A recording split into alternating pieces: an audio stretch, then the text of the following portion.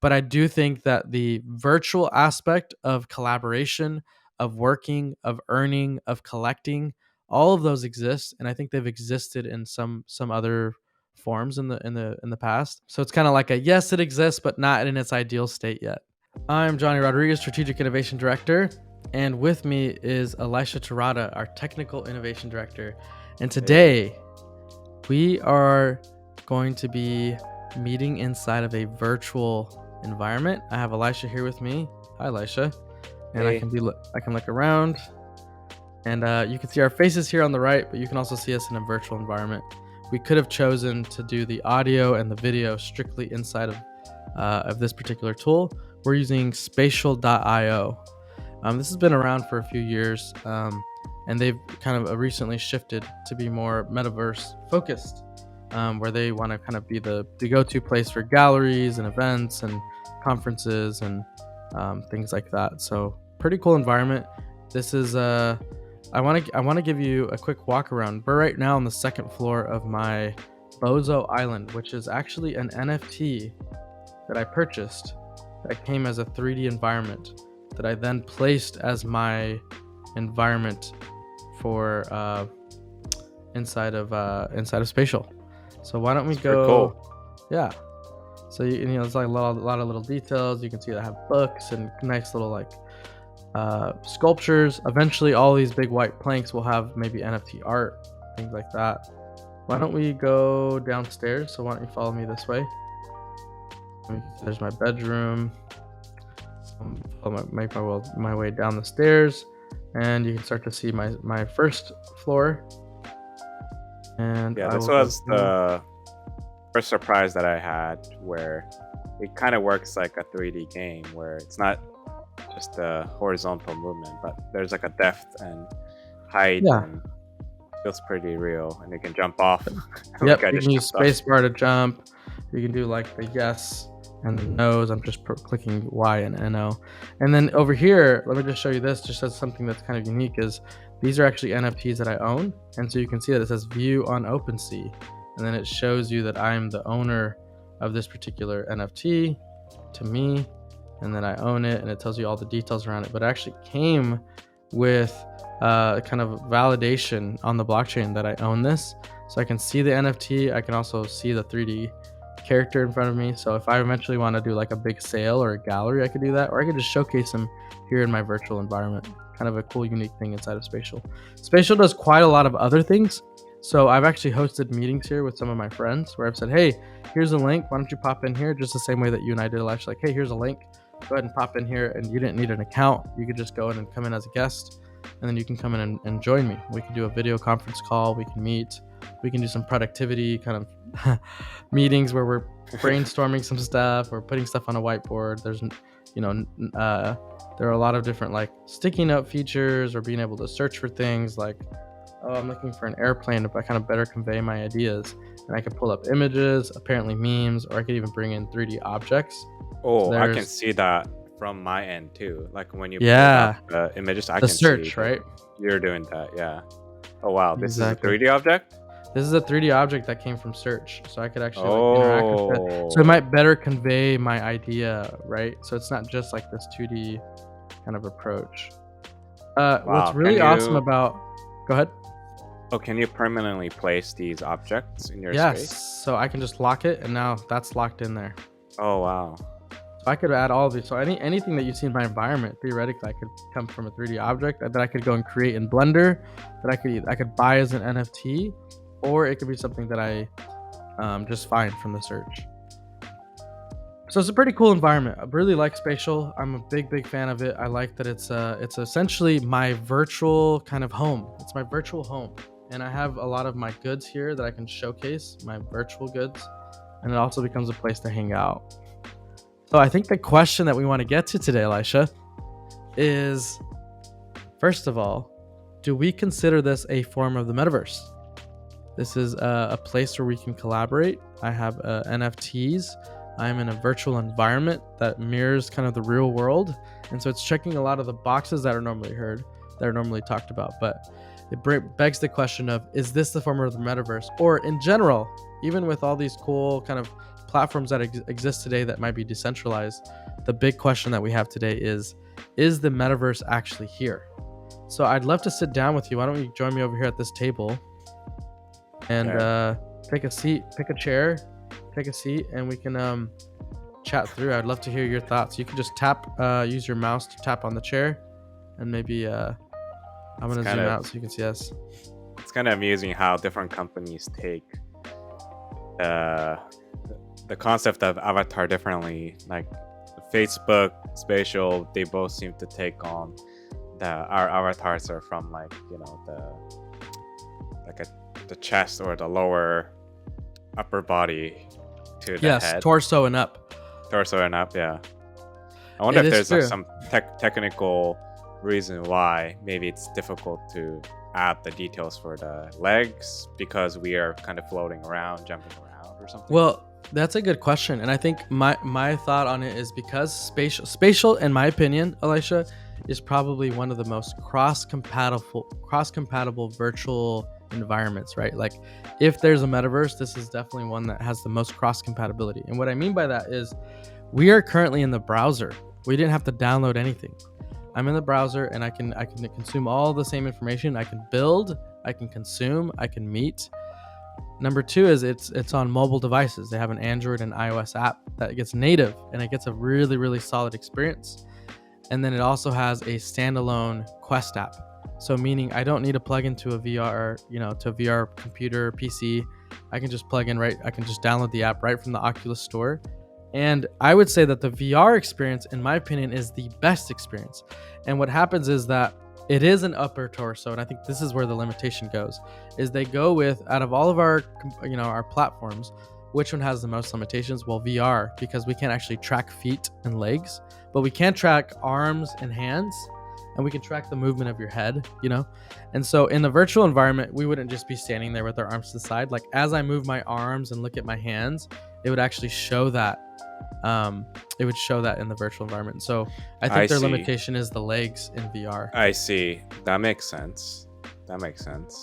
So until we see like a bigger improvement of leg tracking, which there are some companies that are taking that on directly, and they have little devices like IoT devices that start to tell you where your feet, you put them on your shoelaces and they tell you where your feet are. Until we see a drastic improvement there, I don't think we're going to see legs in the virtual environments. That's interesting. It's very funny because one of the complaints or early review of the Horizon Worlds that I saw was about missing legs.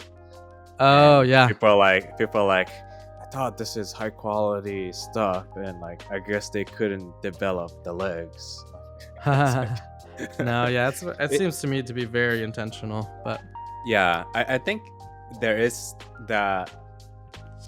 I guess the idea of like what the metaverse should be, right? And I think people have different thoughts on like whether it should have this component or it shouldn't have that component. And I think how the avatar looks is one of the points that I think people bring up. Like, is this metaverse because it's 3D avatar looking like a game, or do we need more component to the metaverse? And I think a lot of the times what we hear as the component of metaverse is interoperability, where you have a world, but there's another world, and you can go in between multiple worlds, right? I think that's the big concept of metaverse.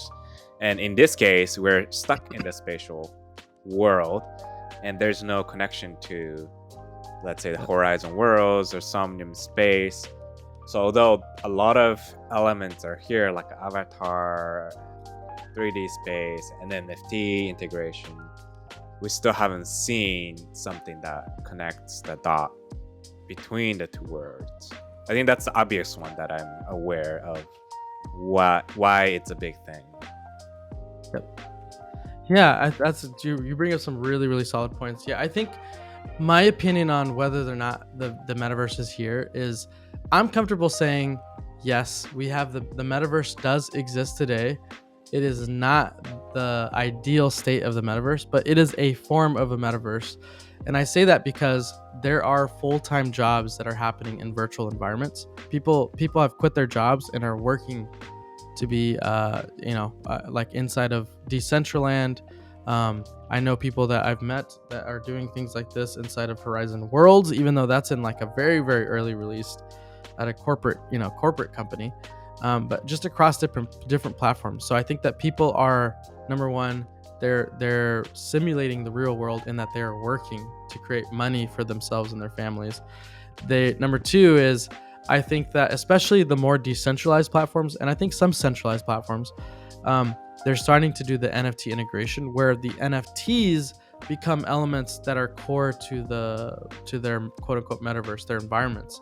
And so what I mean by that is that maybe the wearable that you have, the hat or the shirt or the vehicle that you use, might actually be carried with you. Like you talked about interoperability. I think that's going to be key in the future. I think that the biggest players are going to be in the avatar creation. And I think we're seeing, I think we saw news recently with Meta saying, hey, now we have all these new things you can do inside of Instagram, where you can have your avatar that you're using in Oculus can actually be the same kind of setup inside of Instagram. And so we're starting to see and they've also released their SDK, right? So they're saying, hey, developers, use our avatar kind of platform. And so we're seeing Meta trying to be the kind of go-to avatar platform, and then eventually that could be kind of like the foundational backbone of interoperable avatars. I think you have other companies like Ready Player Me, which I'm really, really excited about. They're doing tons and tons of integrations. They're inside of Decentraland. I think they're in Somnium Space and other platforms. I mean, I think actually Spatial uses that. But anyway, Ready Player Me being another big player in that. But I agree, interoperability of avatar, where everything that you buy, everything that you wear, all of the NFTs that you own go with you from environment to environment. But I do think that the virtual aspect of collaboration, of working, of earning, of collecting, all of those exist, and I think they've existed in some other forms in the past. So it's kind of like yes, it exists, but not in its ideal state yet. I don't know about you, Elisha, but has it been bugging you how many people use the word meta or verse or a form of metaverse? like everyone's using it. They're like, oh, this is the cameraverse, this is the microverse, this is the miniverse, this is and it feels like everyone's overusing it. And now the metaverse is completely diluted and no longer representative. Do you agree with that? Have you been seeing that? Yeah, I think we've seen it happen with the blockchain, where companies just start to say, oh, we're doing blockchain, and then their stock price goes up randomly, just by mentioning. And in the last earnings call, I think there were about 126 public companies, or maybe it doesn't have to be. The 126 or so companies who added the word metaverse, and I think that was a huge increase in last quarter. And I think we're gonna just see the same thing, where every blog post says something about metaverse, just because it's so convenient to talk about it, even though it's not here. And I think it's going to be a buzzword continuing into 2022, where we just talk about it. And we know that a lot of things are not that metaverse, but I think we are probably going to also utilize the word metaverse to make it easy for, let's say, like our clients understand, or even internally, because explaining the difference and saying, well, actually, is kind of it just makes the conversation more difficult than helpful, right? Absolutely. So I think we should be careful. Definitely don't want to overuse that, calling everything that you're doing something in a virtual environment that involves interaction with other people, calling it a whatever verse, a blank verse, could be kind of frustrating, and actually could dilute what the metaverse might be. To be clear though, the metaverse will not be a single company that wins. It won't be the Johnnyverse. it won't be like Decentraland has won, Somnium Space has won, Horizon Worlds has won. Realistically, we're gonna have multiple verses that exist, and there will be different use cases, right? You might have Google win the workplace one, or Microsoft win the workplace one, or Apple, who knows? Or you might have some that are more popular when it comes to the gaming or world creation or collaborative platforms, so that we might end up with 10 large players. And my hope is that we can jump from one to the other and be able to take that avatar and all of the things that belong to us from a virtual standpoint, and we can carry that with us, almost like a resume, right? Like, oh, here are all the things, here's all the history and the stuff I've done, and that might be a fun thing to kind of keep track of as we go. But Yeah. I do think that we're going to see more and more of that interoperability, and then we're going to see big players in the avatar space, the global avatars, kind of start to play a big role in what makes up, again, one of those core elements that make up the metaverse. Yeah. Any progress in that development of global avatar? Because I think something that's hard for me to imagine with the maybe limited information or insights that I have is, how can avatar be global when every space that I've taken a look at have different style of the 3D and different shades and different Yeah. ways, and it may not fit into the world, right? Like Spatial has taken very interesting approach of creating like A very super realistic- realistic Yeah. avatar that won't quite fit into the other space, right? That's a does very that good mean point. does that mean I can choose like okay, I can choose to show my global avatar versus spatial avatar, or does that mean like, I don't know, something different? I think that's what's going to be the challenge. Like, I know the sandbox is technically a form of a metaverse that exists today. There's a lot of hype around the sandbox, and honestly, I think we're going to see it be a top 3 player over time. But I think that they're very voxel art type style, Yeah. right? Like very very Minecraft. And so it's a good point, right? Like if Ready Player Me takes off, then Ready Player Me will end up having to handle multiple variations on your character, right? So you take a photo of your face, and then you get the stylized art, which is their kind of common style that you see in like things like Fortnite and other kind of gaming platforms. And then they might have to have variations, like different levels of fidelity. Does that make sense? So you might have like the stylized art being on the one side of the spectrum, and then voxel art on the other side of the spectrum, and you might decrease the quality. It might be more of a slider or something, right? And then if you're using the sandbox, then you're getting that version. But it does become tricky, because then, okay, what happens? What if I buy a vehicle, or what if I buy a shirt, or what if I buy a hat, right? And so then it's like, well, does every single item have to now account for fidelity and Right. and that becomes really really tricky. So I do think Right. that we're going to see more of a common language and style that ends up being adopted more than others. I think it kind of has to be that kind of setup. So Yeah, that'll be an interesting challenge. I know some companies are trying to add for it, while I think some others are maybe trying to build like metaverse version of their app instead of like merging the two platform. yep, exactly. So yeah, I think it'll be interesting to see how that plays out. Like I said, I would imagine that there will be. I think that what we're going to start to see is more of like the biggest elements or players in the space will be like, who is building the interoperability of NFTs, of avatars, of different wallets, different cryptocurrencies. Like, can I bring Solana NFTs that I purchased inside of the same place where I have Ethereum based, OpenSea purchases that I have? Can that is there interoperability on the environments that let me do that, right? Somnium Space is the first one that I know that's done that. They say, hey, we can take your Solana NFTs. You might be driving an NFT Solana based car, but your avatar is Ethereum based, right? And that kind of blows my mind a little bit, but it's like they're starting to build some interoperability there. Avatar interoperability will be huge. And I think we'll see also like this element of like, how do you cross between each platform? And it's like, how do you make it like we're gonna probably see like big SDKs, right, across multiple types of metaverses that exist, where it's like, hey, if you build for one, then you can build for more and things like that. So Yeah, I think maybe we can lightly touch on the nature of the NFT, where when you get an NFT, whether it's from Solana or whether it's from Ethereum, wherever it's hosted or wherever you purchase from, in the end, it is the 3D asset that is more or less standardized format. For example, like there are graphic creation, like 3D graphic editor software like the Blender that can export in multiple formats, and Yep. there are like primary formats that a lot of people are using, or a lot of these platforms support. So even though you're buying that asset or 3D graphic from different marketplace, essentially it is the same file format, and that's what's enabling the multi-blockchain system, right?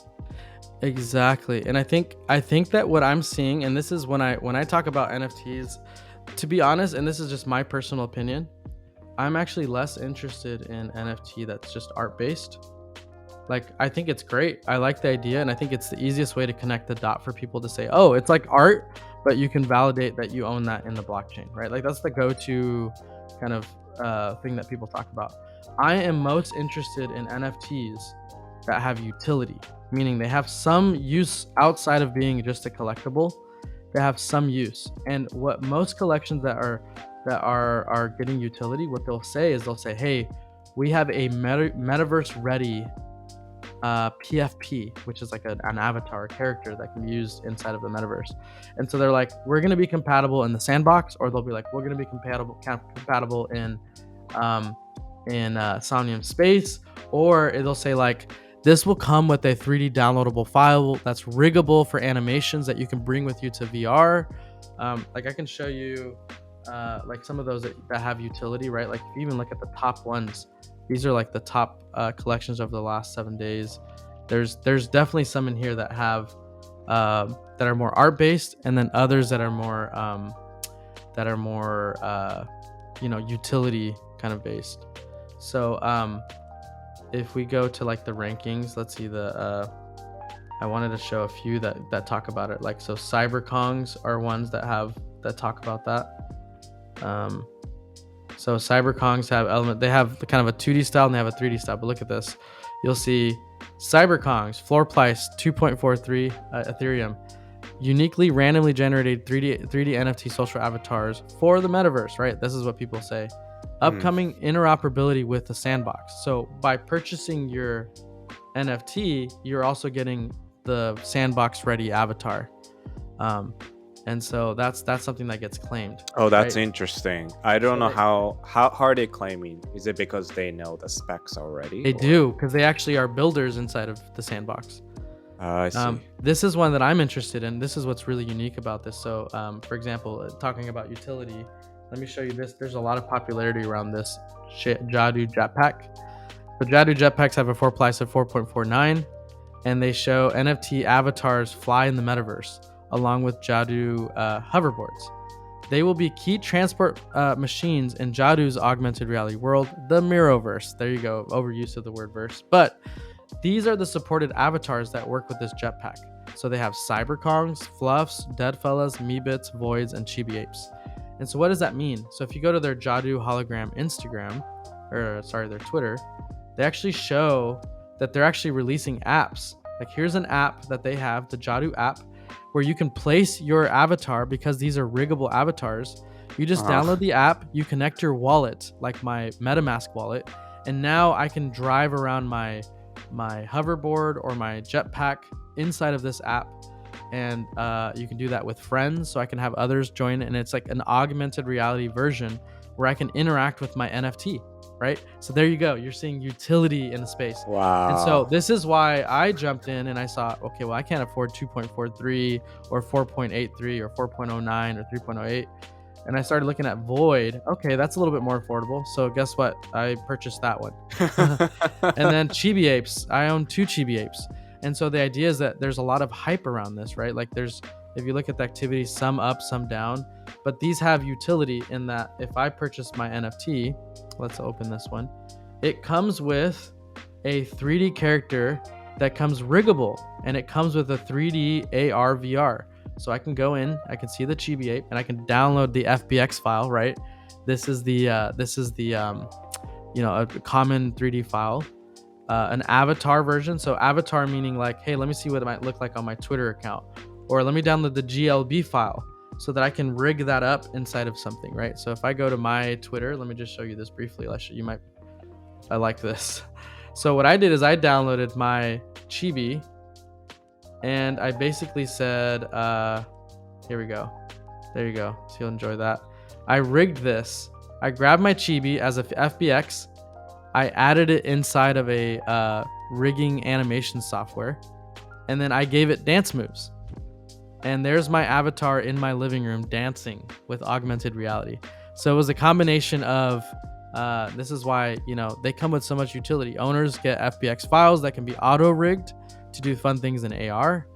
The other cool thing is that it then becomes an avatar that I can use in other metaverse environments. And so again, I'm interested in more of like utility-based ones where I can bring it in AR, I can bring it into a metaverse, I can bring it into spatial as a 3D avatar. It might have interactivity across multiple other things, right? Like Jadu Jetpack is now a one particular NFT that interacts with, 6 other types of NFTs. And so this is why these are so popular, is because they're like, wow, I could bring, and I have the kind of this interoperability, kind of the start of interoperability, right? Maybe not that's an ideal state, but at a state that's kind of intriguing, right? Of like, ooh, what can this turn into? Right. I think that what's very interesting is a lot of people, including myself, like weren't quite aware of how are all these dots connecting. Like we talk about like, oh, buy the NFT, and that just looks like a 2D art that you're buying, right? Yeah, and it's like, okay, whatever. And then and there is more to it, where okay, if you're the owner, now you're also able to download like these 3D assets, and there's some mechanism built in that if you can download it to your phone app and show it on AR, or download it into other spaces. And those are probably what's making it very interesting for someone like us.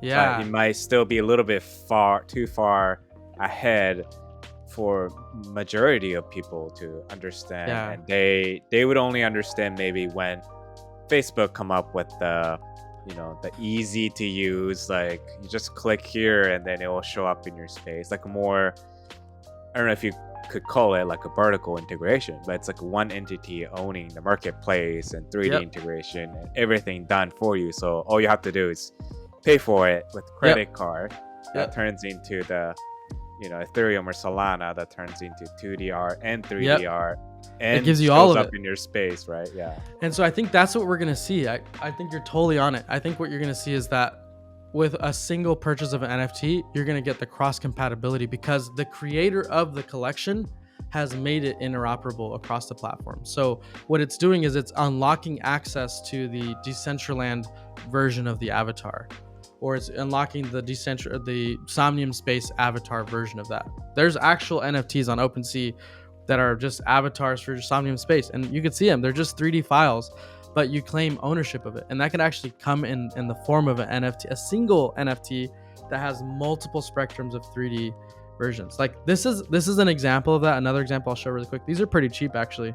I also purchased one of these this morning, but it's an animated series that gives character ownership rights to its fan base via NFTs. So they've done other animations for other platforms, but they basically release episode 1, 2, 3, right?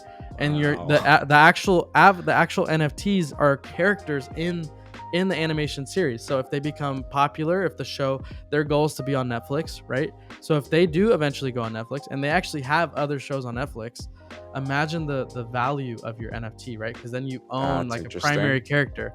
But on top of that, so not only are you the potential of seeing the hype of your character, the other thing you can do is you can actually download your files. So let's say I owned the one that I really liked. Let's say I own this one. You can see the number 8820. So I can go here, and this is from them, downloadhead.netlify.app. I can say enter my serial number. I hit return, and then it says, okay, do you want to download the character with the tombstone, or just the 2D PFP? So there's that 2D version. To your point, right? Like Sandbox has this different art style. They're already accounting for the 2D version of this character that might be used. But I can also get Fbx Viewer. Let's show you this really quick. So let me just drop this in. So what did I just download, right? I just got access to, there's my 3D character. Okay, well now I want to see him as with its tombstone. Well, there it is. So this is be very easy for me to place this in my, I could place this right now inside of my Bozo Island. I could drop this file right here. If I owned it, then I'd get like access to show and validate that I own that NFT. But you're seeing that I'm actually uploading what I just downloaded from an NFT to place into my physical environment. So this is how I got a helicopter. This is how I have cars. This is why I have certain elements that are in my environment. And it starts to show you that cross-compatible kind of interoperability of an NFT. Not quite to the Decentraland and the Sandbox and Somnium Space and, but to the point where it's like starting to check some more boxes. And we're going to see more and more of those boxes get checked, I think. Let's see if this will appear here in a second while we chat. I like how they made it so easy to import. And those 3D ones, if you don't care about that verified ownership, can you still download and just upload to your space? Well, I don't own this NFT. So yes, I am doing that. I am adding it. The main difference is, and this will appear in just a second, the main difference is that I don't have any ownership of it. So you could go in and say like, cool, 3D object. Do you own that? The idea with Spatial is that you own it because you want to essentially be able to showcase it as a gallery and be like, hey, come check out my gallery. All of my art is reselling right now. So you can come in and buy it. Here's the floor price. And so it's an idea is that like, it wouldn't make sense to throw in a 3D object just to throw in a 3D object unless you want it to look nice. It would make sense to place it. So there it is. There's the one I just downloaded. I don't own this one. I don't own this one, which is why I can put this on a pedestal, but I don't own this one, which is why I don't get the extra details that you would get if I own the NFT. So I'll place that and I'll lock it into place and say, okay, I'm done with that. And let me go over to show you what an NFT does, which is slightly different. Let's come down to the second floor here. Jump down. Just really briefly. Let's jump down. Go here. Okay, so with my other ones, you can see that when I add something, it'll tell me, let's see, unlock it. It has this NFT plaque. So I can choose to show it or not. And if I show it, then it has that direct linkage to show. And you can even see my name in there. I don't know if you see that in there. It says Try Johnny. So you can see that my name's actually associated to this particular NFT. So there's my verified ownership, right? Of that particular thing. So anyway, that's kind of like the connection, right? Of taking something you buy and maybe using it across multiple areas. Mixamo is a really, really cool, this is where I did my animation of my character, but you can animate any 3D character as long as it was built to be rigged. Then I could go in essentially and say, let me maybe not now, but essentially I can rig my character to do dance moves or bring it into other environments. It's essentially thousands of full body character animations captured by professional motion actors. So instead of me doing like my own, like put cameras on me and let me act it all out, these can come pre-animated. And so it'll bring in all the animation that you might do in a movie or a game or like subtle things like that. They connect with Unity, Unreal. So you can imagine the possibilities if I took that chibi ape and I brought it into Mixamo. Not only is it just like an AR kind of fun little thing to showcase, but I could actually bring it in as a character in Unity. And I have ownership of that character. So I could do whatever I want with that. Or I could bring it into Unreal Engine and I could do like the face tracking, right? And motion capture. And so then I can then control it. So there's just like the possibilities are endless as you start to think about what comes with an NFT that has utility, that has the 3D aspects that are needed across the kind of multiple metaverses that exist. And I could go on and on, but it's kind of an exciting time, I think, to see the rise, because we're not quite to the point where it's interoperable, but we're at the point where we're seeing more and more utility for NFTs, right? Everything that you see inside of Decentraland, avatars, land, buildings, wearables, games, everything is an NFT, right? Somnium Space is exactly the same. your cars, your wearables, your land, your buildings, they're all NFTs that get created, they get purchased, they can get resold, and it all is 100%. There aren't just elements of 3D in those environments. It actually is all NFT based, and so we're gonna see more and more of that, I think, as we go. Yeah, I think it's really interesting, and I also like that each one has a little backstory of like, hey, if you own this, you are like, part of the, movie characters, or if you Yeah, own this, there's a little bit more to just the 3D asset. I also do like the aspect where there are some freedom in placing 3D objects, even if you don't own it, and yep, as long as you don't care about the ownership of it, because yep, I think there is also a world where it's not just about like you showing that you own it, but there's also the maybe you want me to help design something in your space, and you're not quite like committed to yep, owning all these assets yourself, or maybe it's like you don't really care about owning environmental design elements as an FD. Like, let's say I want to place these sphere, right? I don't want to buy 20 copies of a sphere just to place 20 copies of sphere. You can just like create a sphere, or just download a 3D yeah, free sphere somewhere and yeah, just place it. and that is totally doable. So Yeah. I could even go in and like just add content. This is why there's NFTs, and then there's actually like stuff like, hey, do you want to upload stuff? Or I can just upload, and it can literally be anything that's 3D that's supported. That's the tricky thing about OpenSea, where if I find a 3D object, like I'll just type in 3D. This is what's tricky, is that people can actually do a let's call it like 3D car. This will pop up an example of this. Hopefully we don't get anything weird pop up here, but I'm trying to see like there are certain things that are already built in 3D. Yeah, this isn't one. A lot of the times they'll put in an actual 3D object in here. Actually, I'll show you one inside of my favorites. So I could take something that's already in 3D. So I think maybe this one is an example of that, or this one. Let's see. Yes, this is a 3D object that I'm interacting with in OpenSea, right? Same with this particular character. So there's a character, and then there's this little bird. So I can own the NFT, and then I could put it in my environment. It's just a GLB 3D object. But I theoretically could just go and click on it and say, well, there's the GLB file. Let me just download it. So that's the tricky part, right? Where people are like, well, then why would you want to own it? Well, the difference is that you're not proving that you own it, and it's not yours, right? So now I have that bird that I could drop it in and say, okay, I want to add that to my stuff. And boom, I could have a bird if I wanted from OpenSea. It just becomes a collection. Same with other kind of 3D platforms that exist out there. There's a lot of other ones, right? So yeah, there's the luxury of bringing 3D objects that you either create or find. And then there's the option of being able to leverage them as things that you own that then become more of like, a centralized place to host the things that you own from a virtual environment.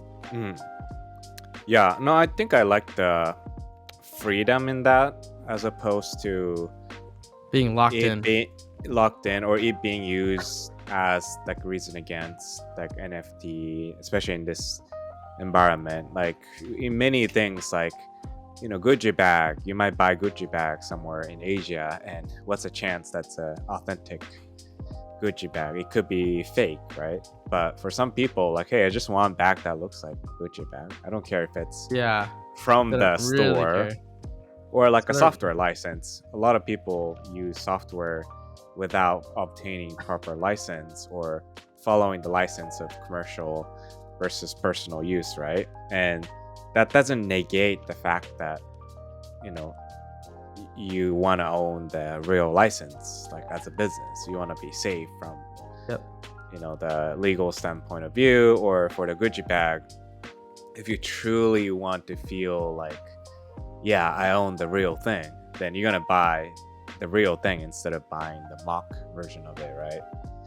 But I think kind of reminds me of like, how, I mean, this still happens, and I've done it too, but like, the thing of like buying a snapback like baseball hat that keeps the tags on.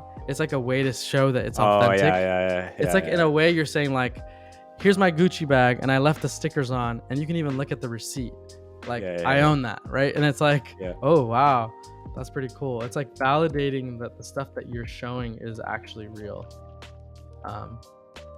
Anyway, so Yeah, it's kind of it's really cool. I should probably create my own space in Spatial. You say you own this space, but there are free space, I assume. Yeah, That's so pretty and I think we could probably walk through that pretty easily another time too. But like essentially, I can leave my Bozo Island that I purchased here, but like you can go and you can see my home. I can create a new environment. I can choose. So there's Bozo Island, right? If I click on that, it'll say, hey, you need to buy that on OpenSea, right? This is how they do that. Museo, same thing. Oh, you need to go buy that. So if I go there, you can see the cost is 0.6 Ether, and you can see what you're getting with that, right? There's going to be more and more drops with Spatial, so I can keep you up to date on that. But these other ones are all free. And I can also do an abstract one. And the abstract one is where I can drop my own stuff, right? Oh, so I think you'd like for example, this boardroom lounge. This might be a good place for us to kind of have our fresh labs environment. We can jump in and you can see like this environment's awesome. It looks great. We could throw our logo up there. We could have 3D. We could put in like 3D couches for us to sit down. We could put a whiteboard up here. You know, you can go up and down the stairs. So all that, like all this is free for you to kind of leverage and play with. Inside of Spatial, and it's I don't think they have a limit on that, but then you own the URL. So what my plan is, Elisha, is I plan on changing my portfolio to be Bozo Island. So I'm gonna have you visit my website, whatever.com. It's gonna redirect, or I might even keep the URL, and this will be the place where you'll see my portfolio, you'll see my gallery. It could be a place to hang out with people, that kind of thing. Got it. It was also interesting that I was able to stay in your world even if you left. So it doesn't require the owner to be connected. It doesn't, not in this one. There are other competitors to Spatial that don't do any of the interactivity. So it's like a single guest. It's almost like visiting a website independent of anybody else. What I like about Spatial is that there are multiple people, and I can have people meet here. That's true. I can also kick people out. And things like that too. I can also clear things pretty easily. Like there's a really easy way to clear everything. Like, hey, let me just clear the space, and I can keep my environment but clear all the stuff in it.